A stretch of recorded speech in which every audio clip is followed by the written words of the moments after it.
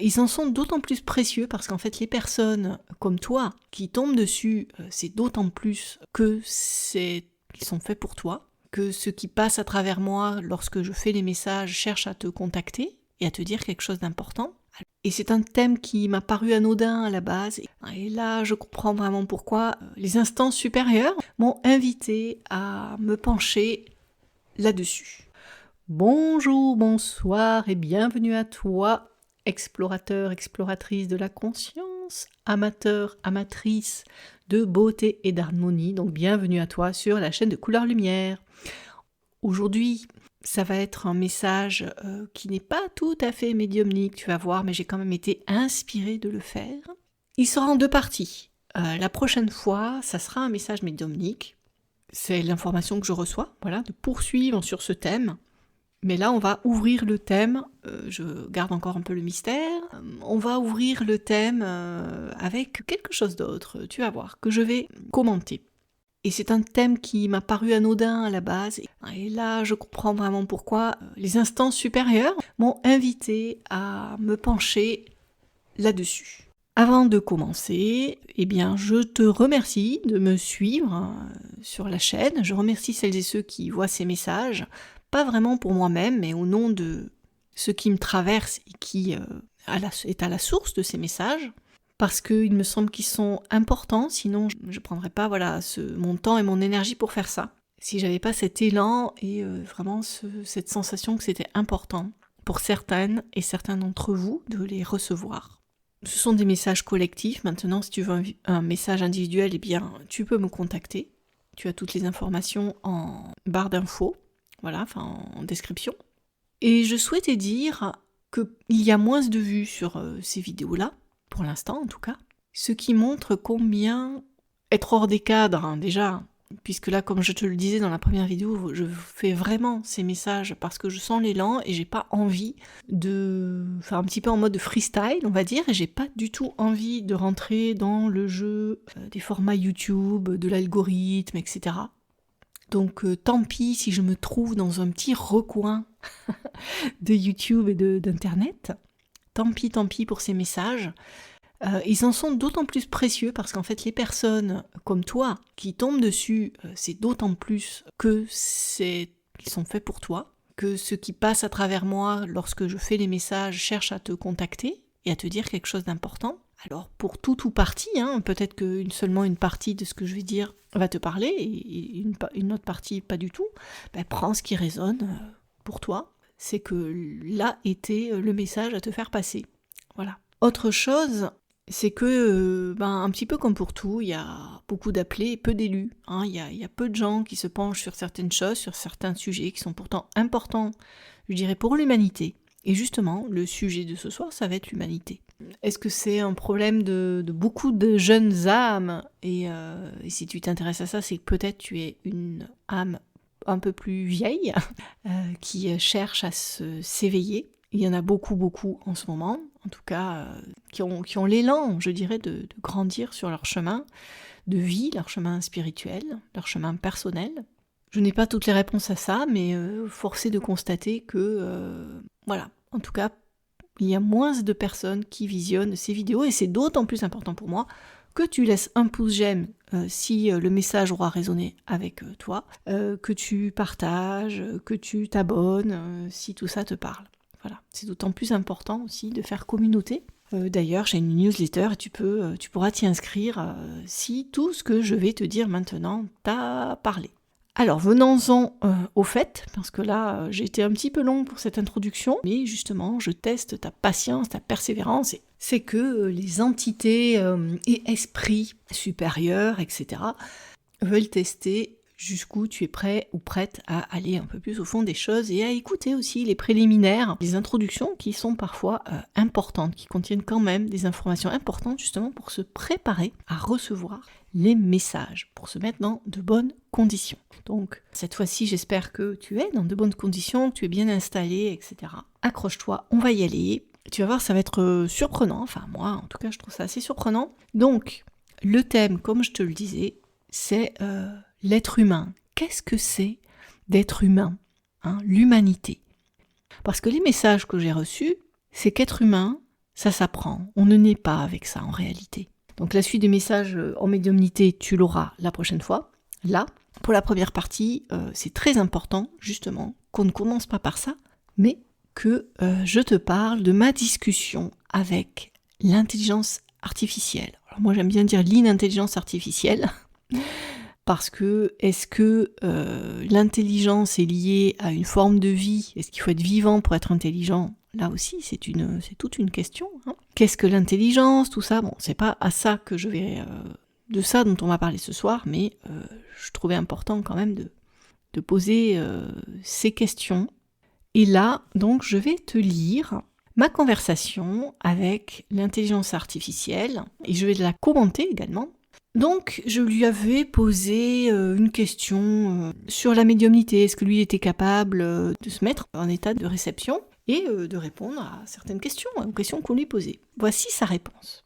Je comprends votre curiosité, mais il est important de noter que je suis un programme d'intelligence artificielle et je n'ai pas de conscience, de perception ou de capacité de médiumnité. Je suis conçu pour fournir des informations, des conseils et de l'aide basés sur des données et des connaissances existantes. Mais je n'ai pas la capacité de faire des prédictions ou des observations spirituelles. Et je t'invite à t'accrocher jusqu'au bout parce qu'on verra les 5 points sur lesquels l'IA avoue ne pas pouvoir remplacer l'être humain. Il y en a peut-être d'autres, mais on va déjà voir les 5 principaux. D'accord ? Pour répondre justement à cette question, qu'est-ce que c'est qu'être humain ? Pour essayer en tout cas d'avoir des éléments de réponse. Donc avant de te donner ces 5 points, reste jusqu'au bout pour que je te les partage, eh bien on va commencer déjà par commenter un petit peu ce qu'elle nous dit. Elle nous dit « Je suis un programme d'intelligence artificielle. Je n'ai pas de conscience. » Donc là aussi, qu'est-ce qui caractérise l'être humain ? Peut-être c'est la conscience. Avec un petit c, et peut-être aussi avec un grand C. Celle avec un grand C, tout le monde n'y a pas accès, elle est en tout cas consciemment, justement, quand on parle de conscience, mais elle est souvent en arrière-plan.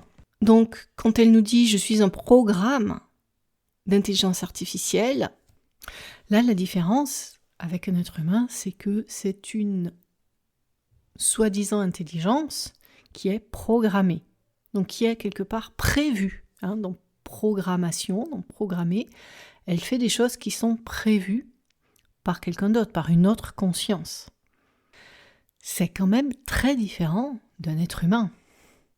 Un être humain, il a une intelligence adaptable, quelque chose qui n'est pas prévu. Alors on peut considérer qu'il fonctionne aussi selon certains programmes, une sorte de formatage qui est lié à l'éducation, voilà, toutes les croyances qu'il a et expériences qu'il a accumulées, qui ont généré des croyances, etc.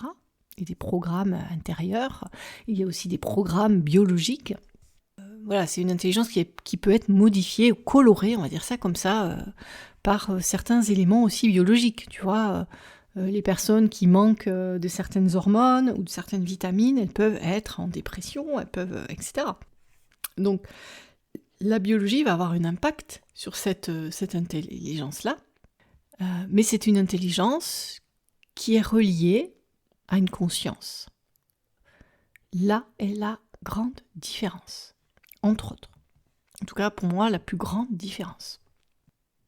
Donc, qu'est-ce qu'il nous dit ? Qu'est-ce qu'il nous avoue ? Qu'il n'a pas non plus de perception, puisqu'il n'a pas de sens. Nous avons au moins 5 sens, mais nous avons aussi leur version psychique, plus le 6e sens qu'on appelle l'intuition, etc. Lui, il n'a pas tout ça. Et donc, par voie de conséquence, il n'a pas de capacité de médiumnité. Parce que tout ça est relié aux perceptions et au sens psychique. C'est-à-dire, alors là j'ai fait des vidéos sur qu'est-ce que la médiumnité, et je parlais dans l'une des vidéos qui était dédiée aux 5 sens psychiques. Je vais te mettre la fiche pour que tu puisses aller la visionner. Voilà, c'est relié quand même à notre biologie, encore une fois. Et d'ailleurs, dans le mouvement transhumaniste, l'homme augmenté, c'est une vaste bêtise de mon point de vue personnel. Tu peux me donner ton avis en commentaire. C'est une grosse erreur de perception, une fausse piste, parce qu'en réalité, regarde ce qui se passe autour de nous, entre la pollution, le modèle éducatif qui se casse la figure, etc. On voit déjà nos capacités diminuer, ne serait-ce que par la mauvaise qualité de notre environnement, qui influe, encore une fois, comme je le disais, sur notre santé, sur notre biologie, sur notre façon de penser, etc. Puisqu'on sait par les statistiques que l'être humain est en perte de vitesse en termes d'intelligence, le QI baisse, etc., par notre mode de vie. Et face à tout ça, effectivement, l'intelligence artificielle peut paraître un Eldorado, remplacer l'être humain qui, lui, est en perte, en déclin par rapport à ses capacités, parce que, justement, nos capacités, on a de cesse de nous les diminuer. Donc, comme on dit, au royaume des aveugles, les borgnes sont rois, mais il n'empêche que moi, je reste persuadée que l'être humain a un potentiel énorme qui est juste inemployé, inexploité, mal utilisé, mal développé. Et que le véritable homme augmenté, entre guillemets, ça passe par ça, et pas par s'implanter des puces ou je ne sais quoi dans le corps. Hein. C'est déjà apprendre à bien connaître notre corps, comment il fonctionne, et on est loin, loin, loin du compte. Notre esprit, comment développer toutes nos capacités psychiques. Tu vois, pour moi, l'homme augmenté, c'est pas celui qui va se mettre une puce pour pouvoir communiquer avec d'autres personnes à distance, sans utiliser son téléphone, c'est celui qui n'a même pas besoin de puce pour ça, et qui utilise, par exemple, la télépathie. Voilà. Ça, pour moi, c'est l'avenir, tu vois. Enfin, après, chacun voit les choses comme il le souhaite, mais moi, c'est plutôt cet avenir-là qui m'intéresse, personnellement. Et encore une fois, je te laisse me partager comment toi tu vois les choses en commentaire. Ils sont les bienvenus pour en discuter, tout simplement. Et c'est bien pour ça d'ailleurs que j'ai créé cette chaîne qui parle de médiumnité, d'art, etc. Parce que pour moi, là est l'avenir de l'humanité. C'est, si tu veux, les super pouvoirs humains sont notamment dans ces thèmes-là, enfin, de mon point de vue. Alors, qu'est-ce qu'il nous disait aussi ? Lui, en fait, il fournit des informations. Alors, le médium aussi, il capte. Tu vois, entre fournir des informations et les capter, c'est pas du tout la même chose. Alors, où est-ce qu'il les capte ? Comment il les capte ? Ça, c'est un autre problème. Mais le médium, effectivement, il a accès à certaines informations à laquelle l'IA ne peut pas accéder. C'est des informations d'ordre, on va dire, quantique. Alors ça dépend, je pense par exemple, de ce qu'on appelle les annales akashiques, entre autres. Plus des informations données par des entités supérieures, des esprits, etc. Ça, l'IA n'y a pas accès. Par contre, elle peut juste recracher en fait des informations qu'on lui a déjà fournies ou qu'elle est peut-être capable d'aller chercher, ça elle ne nous le dit pas. Mais c'est des informations qui existent déjà sur des supports auxquels elle peut avoir accès. Il n'y a pas de nouveauté en soi là-dedans. Elle peut fournir des conseils et de l'aide basés sur des données, c'est-à-dire qu'elle ne va pas réfléchir pour les conseils et les aides, elle va juste aller piocher, encore une fois, dans ce qui est déjà là. Donc, aucune créativité, aucune adaptation réelle à la personne. Ça me paraît être un leurre. Et elle va chercher aussi dans les connaissances existantes. Et là, je ne suis pas d'accord, d'ailleurs, avec elle, pas tout à fait, parce que il faut aussi distinguer les connaissances et le savoir. À mon avis, elle parle plutôt de savoir.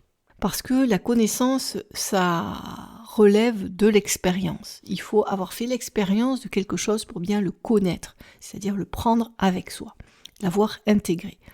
Alors que le savoir, c'est quelque chose de davantage livresque. D'où la difficulté d'ailleurs, et encore plus dans le domaine spirituel, de transmettre. La transmission des connaissances est quelque chose de compliqué parce que ça passe par l'expérience. Et c'est pour ça que pour moi, par exemple la méditation, certains exercices sont à privilégier, mais il faut bien faire la distinction entre je transmets des connaissances et je transmets des savoirs. Et là, pour moi, l'IA se trompe.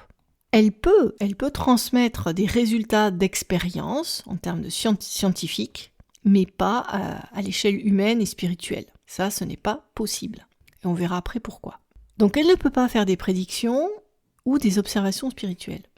Alors ça, c'est quelque chose d'assez intéressant, c'est-à-dire qu'elle ne peut pas prévoir l'avenir, elle n'a pas le don de préscience, elle n'a pas la capacité d'avoir des visions sur ce qui va se passer, on ne lui transmet pas des informations par rapport à ça. Peut-être pourrait-elle faire des statistiques et en fonction des statistiques faire un copier-coller par rapport à ce qui s'est passé sur ce qui va se passer par la suite. Je pense que dans les algorithmes, c'est ce que certains cherchent à faire tout de même, mais ce n'est pas du tout la même chose.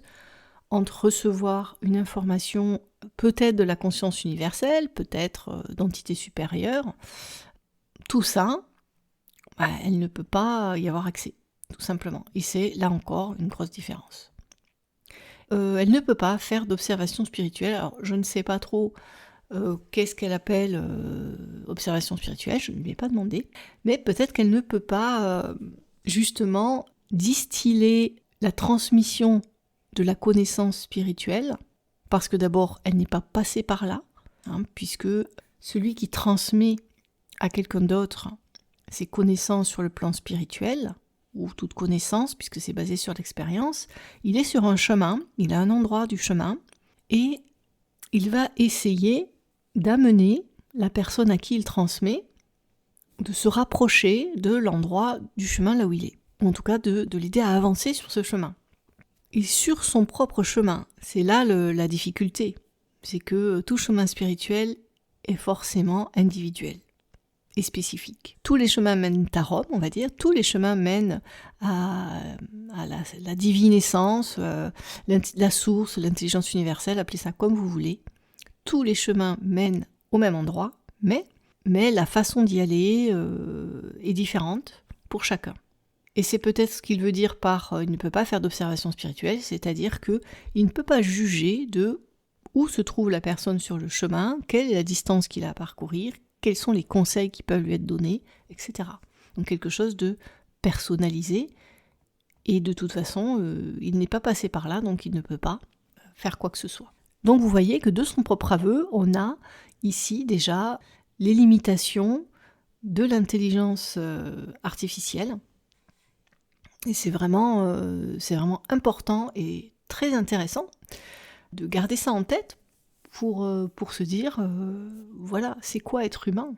Donc être humain, c'est tout ce qu'on a dit précédemment finalement. C'est pouvoir avoir la capacité d'être canal, de transmettre des connaissances spirituelles ou des connaissances tout court. Parce qu'on est passé par un chemin, on a fait des expériences, c'est être doté d'une conscience intelligente, mais qui, par l'essence, est reliée à plus grand que soi. Déjà au monde qui nous entoure, qui est bien plus vaste que notre petite personne, et puis les mondes subtils. Alors, je poursuis ce que m'a dit dans la suite de la conversation ChatGPT. Vous soulevez une question importante sur le rôle de l'intelligence artificielle par rapport à l'expérience humaine, en particulier dans des domaines tels que la sagesse, la créativité, le coaching, la guidance spirituelle et la recherche de vérité. Voici quelques réflexions à ce sujet.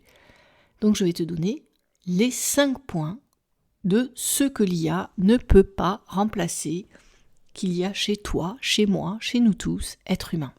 Et c'est très très précieux tout ça. Et je t'invite quand tu doutes, etc., à le garder en tête. Donc l'IA ne peut pas remplacer. 1. L'émotion et l'empathie. L'IA n'a pas d'émotion ni d'empathie intrinsèque. Elle peut simuler des réponses émotionnelles, mais elle ne peut pas ressentir ou comprendre véritablement les émotions humaines. Numéro 2. La créativité. L'IA peut générer du contenu créatif basé sur des modèles existants, mais elle n'a pas la capacité de créer de manière authentique et innovante comme le font les artistes humains. Et ça, c'est un gros bonus pour moi qui suis artiste. Artiste médium, mais artiste quand même. Alors, 3. Intuition et spiritualité. L'IA ne peut pas accéder à des dimensions spirituelles ou intuitives de la réalité, ni fournir de guidance spirituelle basée sur une connexion profonde avec la source spirituelle. Ah là, on a un peu plus d'informations, on y reviendra tout à l'heure. Numéro 4. Relations humaines. Bien que l'IA puisse aider à la communication et à la connexion en ligne, elle ne peut pas remplacer la relation humaine authentique et la compréhension profonde qui se développe dans les interactions humaines directes. Numéro 5. Subjectivité et expérience personnelle. L'IA ne peut pas comprendre la subjectivité de l'expérience humaine, ni fournir des conseils basés sur la richesse de l'expérience personnelle. Ah ah ah, qu'est-ce que je disais tout à l'heure ? On a déjà des éléments de réponse par rapport à tout à l'heure, des éclairages intéressants. Alors, sa conclusion.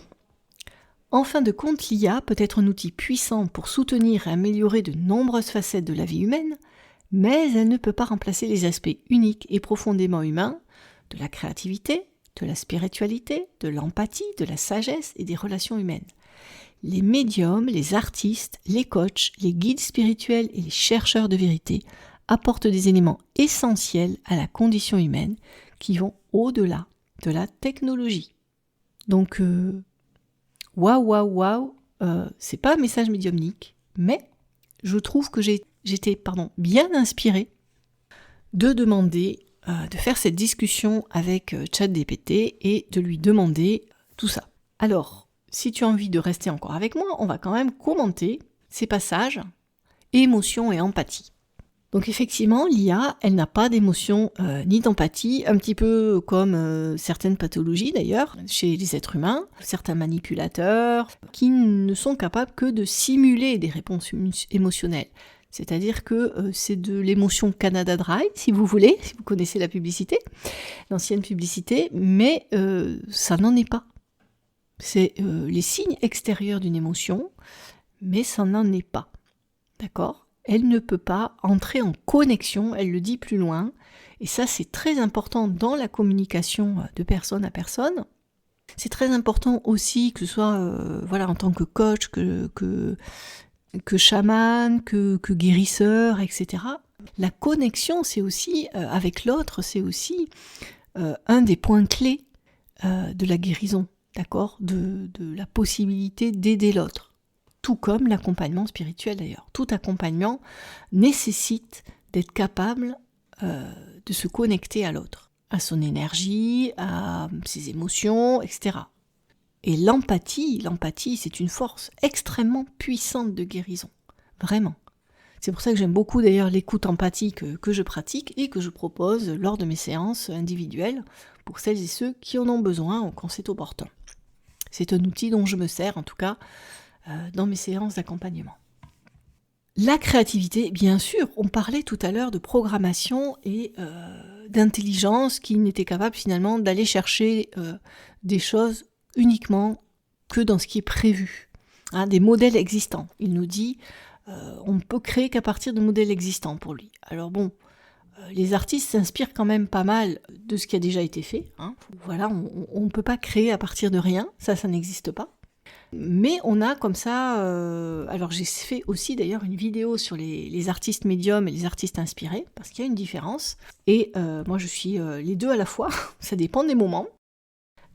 Ça dépend qu'est-ce que je vais chercher à travailler, qu'est-ce qui m'est demandé pour telle ou telle œuvre, à quoi je me connecte, etc.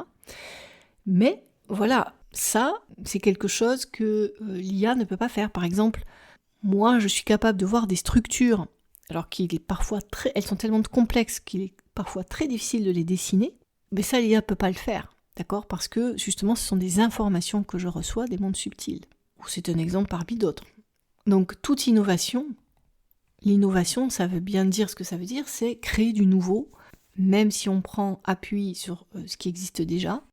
Voilà, et parfois on a une idée, un flash, un insight pour créer une image, une musique, etc. Et ça, l'IA ne peut pas le faire, ou pour débloquer aussi, puisque la créativité, pour moi aussi, c'est trouver des solutions, des réponses adaptées à des problèmes ou à ce que la vie nous offre, tout simplement. Et parfois de manière intuitive, et ça, évidemment, l'IA ne pourra pas remplacer l'être humain pour ça. Donc même dans la créativité, dans le domaine des arts, le danger effectivement c'est que les artistes deviennent des exécutants de l'IA, dans le sens où il répare les imperfections qu'elle produit, puisque pour l'instant, il y a des choses qu'elle ne sait pas faire. Donc, certains moteurs d'IA ne savent pas, par exemple, décider des mains, on dirait des spaghettis, etc. Ben là, ça veut dire que cet endroit-là, ça va être un humain qui va devoir le corriger. Ça, c'est un petit peu le danger, de ne plus être que un correcteur, entre guillemets, des erreurs de l'IA. De plus être un artiste à part entière, vraiment qui crée sa propre identité artistique, etc. Mais moi, je reste optimiste. La créativité, l'intuition, l'empathie, la connexion humaine, ce sont vraiment des points que je trouve très très puissants chez nous. Et c'est ce qui fait que je me sens confiante par rapport à notre place d'être humain dans ce monde. Ensuite, elle nous parle des relations humaines, justement. Bon, là, on a parlé de la communication, la connexion, etc. Donc ça, je ne vais pas revenir dessus. Et donc justement, cette connexion profonde, si je veux juste revenir sur un point, cette connexion profonde, c'est ce qu'a le guide spirituel, le coach, le thérapeute, etc., avec la personne qui vient le voir pour avancer sur son chemin, quelque part. C'est ce qui permet, comme je le disais tout à l'heure, que quelque chose se passe. Et ensuite, souvent, c'est vrai qu'on est dans un monde un peu scientiste, dans le sens où on a la religion de la science, où on met la science au-dessus de tout. Et à mon avis, c'est une erreur. Chaque chose a sa place et doit trouver sa juste place. Mais du coup, on a tendance à prôner l'objectivité, qui est absolument inatteignable pour un être humain, même en science, en réalité. L'objectivité absolue, dans l'absolu, ça n'existe pas. C'est comme la vérité dans l'absolu, tous les concepts comme ça qui ont un côté absolu, justement, ne sont pas la perfection, tout ça. On peut tendre vers, mais on ne peut pas les atteindre véritablement à 100%. Et souvent, on néglige le côté précieux de la subjectivité. Ce que je ressens, ce que je vois, c'est une part, une facette de ce monde, de la place où je suis, là je parle en tant que dessinatrice aussi, mais sur le côté symbolique, de la perspective que j'ai à partir de mon point de vue. J'ai une vision unique, spécifique sur le monde, qui est précieuse et qui constitue une des multiples facettes qui permettent non seulement à l'intelligence universelle de s'exprimer et de faire l'expérience. Elle est précieuse dans ce sens-là, c'est une expérience unique que je fais moi et que, à travers moi, l'intelligence universelle, la source, fait. Mais il y a aussi le fait que, du coup, je détiens, par la facette que je représente, une part, même si elle est petite, infime, de vérité. Et quelqu'un d'autre, un éclairage, d'accord, particulier. Et en multipliant les éclairages, ceux des autres personnes autour de moi, je peux peut-être arriver à commencer à appréhender un peu plus les choses, à avoir une vision un tout petit peu plus juste du monde qui m'entoure, que ce soit les mondes subtils d'ailleurs ou les mondes bien matériels, etc. Je peux peut-être appréhender les choses avec plus de maturité, de conscience, en partageant les points de vue, d'accord, plutôt que d'ailleurs en les opposant. Et donc là, elle parle de conseils basés sur la richesse de l'expérience personnelle, donc effectivement, c'est ce que je disais tout à l'heure, la connaissance qui est basée sur l'expérience, elle ne peut pas la transmettre. Seul un humain peut le faire. Et c'est pour ça que la relation à l'autre est importante. Que ce soit un maître, que ce soit un professeur, que ce soit un coach, un chaman, qui que ce soit.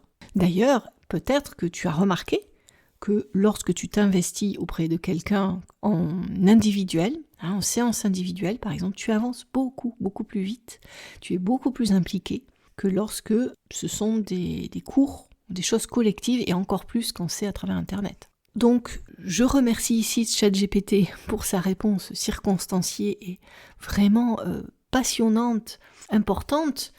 Donc, qu'est-ce que c'est être humain finalement d'après lui ? C'est avoir des émotions, être capable d'empathie, faire preuve de créativité, avoir une spiritualité et ainsi que des dons d'intuition. Alors c'est pas forcément relié, mais oui et non. Pour les médiums et autres personnes, en général, elles sont quand même connectées spirituellement, sinon ça ne marcherait pas, à mon avis. Même si ça peut être inconscient. Il y a tout le côté relationnel et la subjectivité et l'expérience personnelle. Voilà ce qui, pour l'intelligence artificielle, fait que l'on est des humains et pas des machines. Donc, je trouve que ces éléments de réponse sont vraiment précieux Mets-moi en commentaire ce que ça t'inspire, tout ça. Qu'est-ce que tu en penses? Comment tu le ressens? Comment tu le vis? Qu'est-ce que ça t'apporte aussi? J'espère avec ça te prouver non seulement que moi, en tant qu'artiste médium, chaman moderne, j'ai des choses à t'apporter, que je peux encore t'apporter des choses, voilà. Et toi, j'espère que ça te remet les idées en place pour te dire, voilà, comment je me situe en fait dans tout ce qui se passe actuellement. Et j'espère que ça va te rebooster aussi pour te dire que, voilà, je compte, j'ai des choses qui sont beaucoup plus précieuses que je pensais à apporter, hein, et à mettre en valeur, voilà.